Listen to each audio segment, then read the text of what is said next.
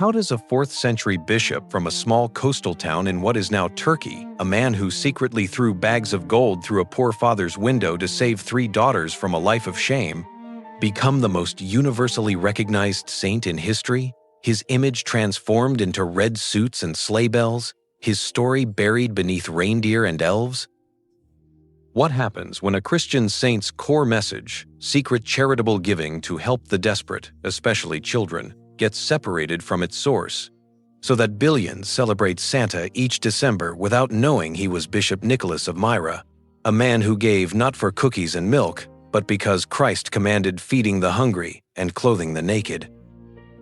And why is it that the most famous saint in Christianity, whose December 6 feast was celebrated for 16 centuries before Santa Claus existed, whose relics and Bari still draw pilgrims from east and west, has had his true story obscured by commercialism?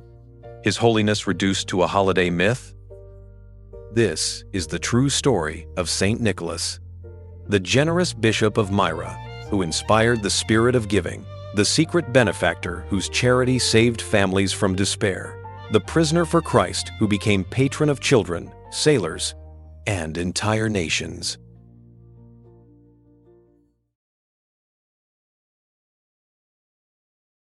The year was approximately 270 AD. In Patara, a prosperous port city along the sun-drenched coast of Lycia in Asia Minor, a child was born to wealthy Christian parents. They named him Nicholas, a name meaning victory of the people, and from his earliest days, they raised him in the faith of the apostles, teaching him to pray, to love God, and to see Christ in every person who crossed his path. Nicholas grew up surrounded by comfort. His family's fortune could have secured him a life of ease, a future of influence and prestige in the Roman world. But even as a boy, he seemed drawn to something else. He lingered near the poor quarters of the city.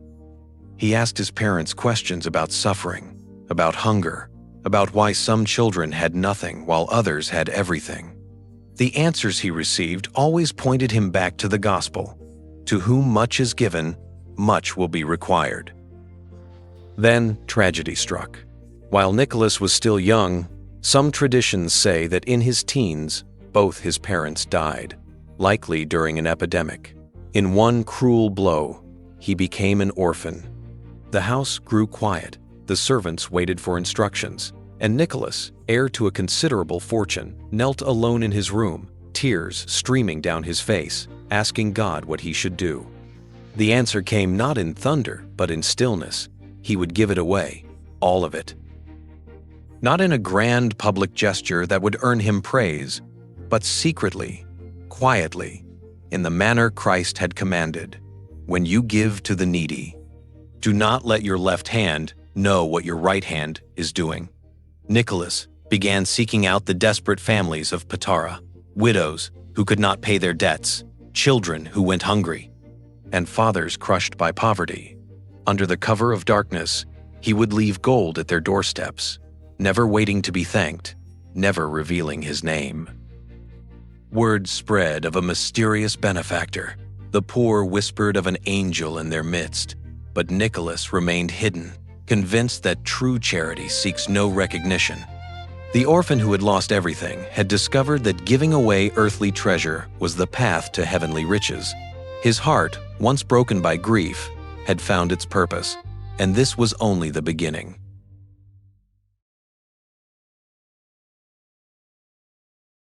In Patara lived a nobleman who had once known prosperity but had fallen into devastating poverty. He had 3 daughters, each of marriageable age, each beautiful and virtuous.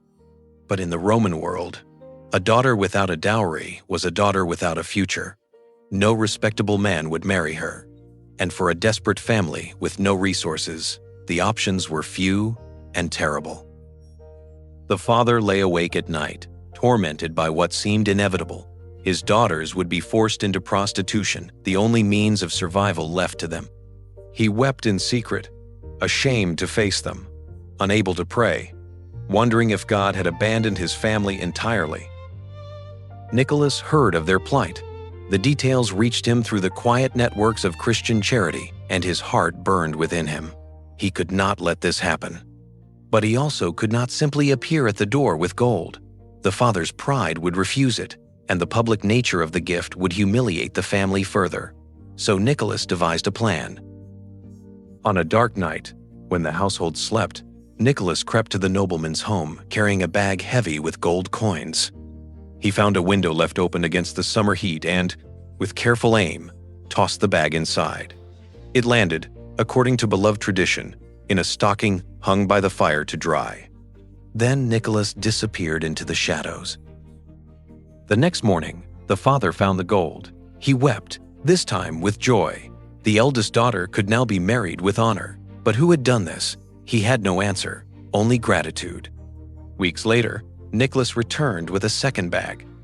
Again the silent approach. Again the gold thrown through the window. Again the mysterious benefactor vanishing before dawn.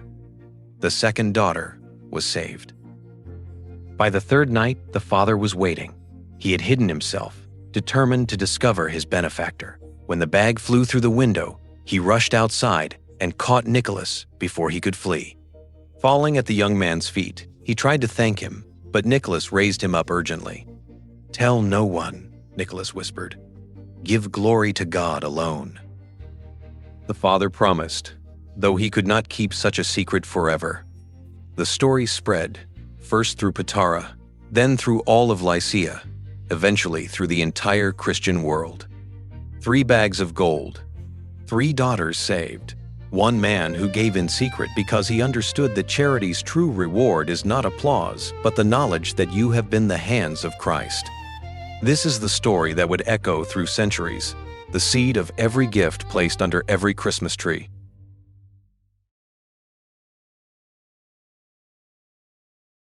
Nicholas was still a young man, perhaps only 30, when the Christian community of Myra, a larger city in Lycia, chose him as their bishop. Some traditions say he was elected while praying in the cathedral, unaware that the faithful had gathered to select him. When they announced their decision, Nicholas protested. He was too young, too unworthy.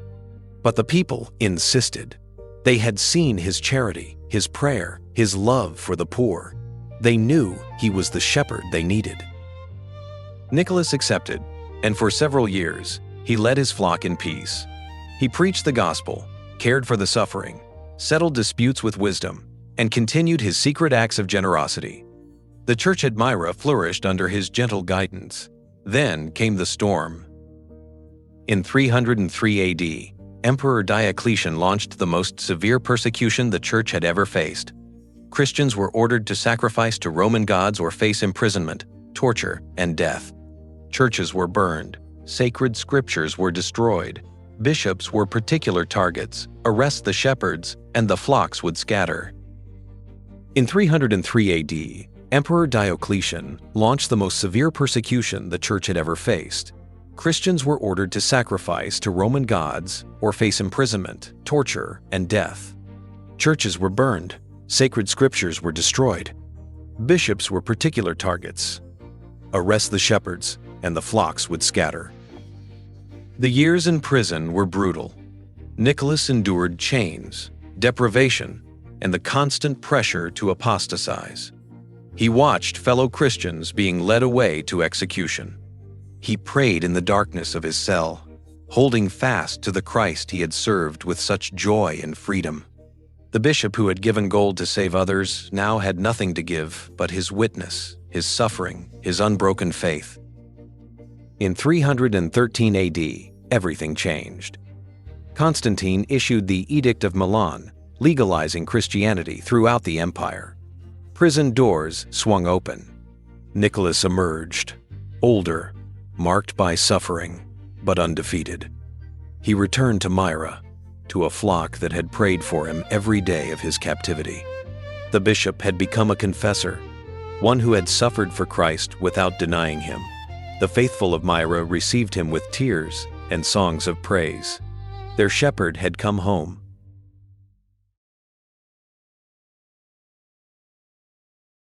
"12 years after his release from prison, Nicholas traveled to Nicaea for the most important gathering in church history. Emperor Constantine had summoned bishops from across the Christian world to address a crisis that threatened to tear the faith apart. A priest named Arius was teaching that Jesus Christ was not truly divine, that he was a created being, exalted but not equal to the Father. The heresy was spreading like wildfire. Nicholas arrived at the council with fire in his heart. He had suffered imprisonment for Christ's divinity. He had watched brothers and sisters die rather than deny that Jesus was Lord and God. And now this Arius dared to reduce the Savior to a mere creature? What happened next is one of the most beloved, if historically uncertain, traditions about St. Nicholas. As Arius stood before the assembled bishops, eloquently presenting his heretical views, Nicholas could bear it no longer. Rising from his seat, the Bishop of Myra strode across the council floor and struck Arius across the face. The council erupted. Such violence was unacceptable. Regardless of the provocation, Nicholas was seized, stripped of his bishop's vestments, and imprisoned. He had defended Christ's honor, but he had done so in a manner unbecoming of a bishop. According to tradition that night, both Christ and the Virgin Mary appeared to Nicholas in his cell. The Lord asked why he was imprisoned. "Because I love you," Nicholas replied. Jesus returned to him the book of the Gospels. Mary restored his bishop's stole. The next morning, the guards found Nicholas dressed in his vestments, at prayer, and the council, moved by this sign, reinstated him. Whether the story is a historical fact or a pious legend, it reveals something true about Nicholas. His zeal for orthodoxy was as fierce as his charity was gentle. He was not a passive saint, content to let error flourish unchallenged. He defended the faith with everything he had. The Council of Nicaea concluded with the condemnation of Arianism and the proclamation of the Nicene Creed, the same creed Christians recite to this day. Nicholas returned to Myra, having stood for truth when truth was under attack.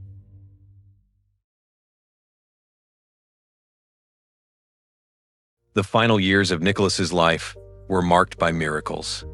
Stories multiplied of sailors caught in deadly storms who called upon the bishop and found the winds suddenly calm, of children rescued from danger, of grain multiplied to feed the hungry during famine.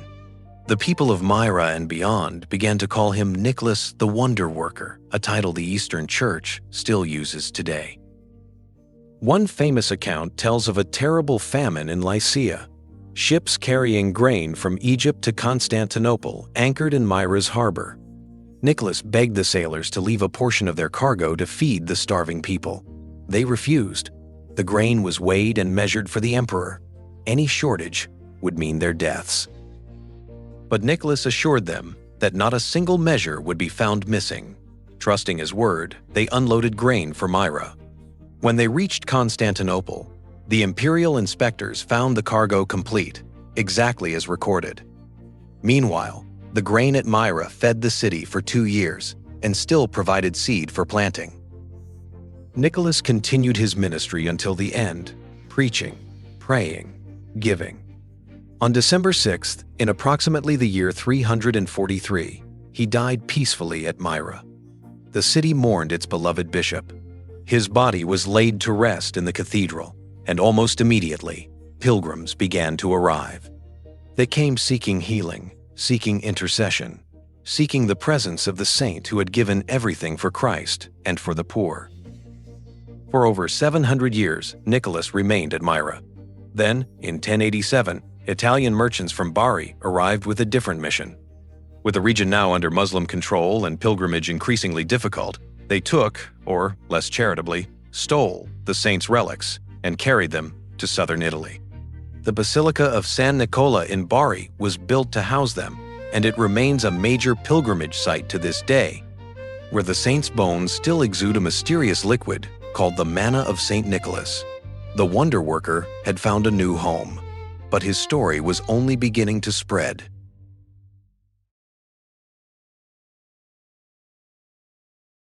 For centuries after his death, St. Nicholas was among the most venerated saints in both Eastern and Western Christianity.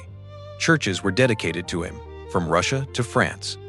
December 6 became a feast day celebrated with special foods, gifts for children, and prayers to the generous bishop.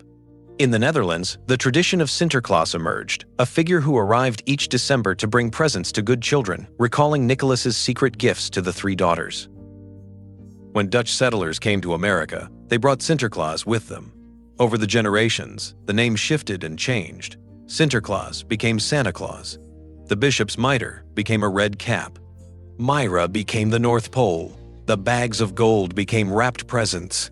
The Dec. feast merged with Christmas itself. By the 19th and 20th centuries, the transformation was complete. Artists gave Santa a red suit and a white beard. Advertisers, most famously Coca-Cola, standardized his image. Reindeer, elves, and a workshop full of toys replaced the bishop's staff and his secret nighttime charity. The saint who had slapped a heretic for denying Christ's divinity became a jolly figure who asked only whether children had been naughty or nice. Something precious was lost in this transformation. The Christian roots of gift-giving were buried. The connection to charity, to helping the desperate, to imitating Christ's own generosity was severed. Santa Claus became a symbol of consumerism rather than Christian virtue.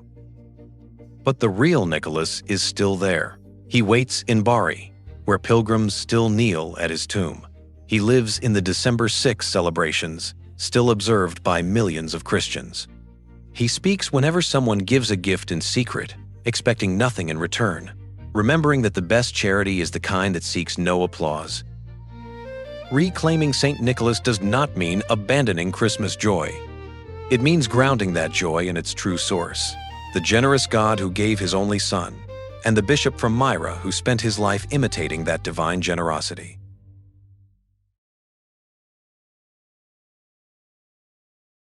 St. Nicholas died nearly 17 centuries ago in a small city on the Turkish coast, yet his influence has only grown. He is the patron saint of children, of sailors, of merchants, of pawnbrokers. Entire nations, Russia, Greece, claim him as their protector. His feast day is celebrated on every continent. His name is known in every language.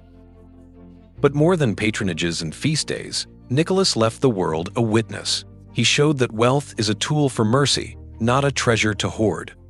He demonstrated that secret giving honors God more than public display. He proved that zeal for truth and tenderness for the suffering can live in the same heart. For parents explaining Santa to children, for anyone weary of Christmas commercialism, for all who sense that the season has lost its soul, St. Nicholas offers a path back. The real story is better than the myth. The bishop who threw gold through windows to save desperate families speaks more powerfully than any red-suited figure in a shopping mall. St. Nicholas of Myra, a 4th-century orphan who gave away his fortune, a secret benefactor who saved 3 daughters from ruin, a bishop imprisoned for refusing to deny Christ, a defender of orthodoxy who could not stay silent when the Lord's divinity was attacked, a wonder worker whose prayers still draw pilgrims. The true Santa, the generous bishop, the patron of secret givers everywhere. May his story be told again, and may his spirit of giving never be forgotten.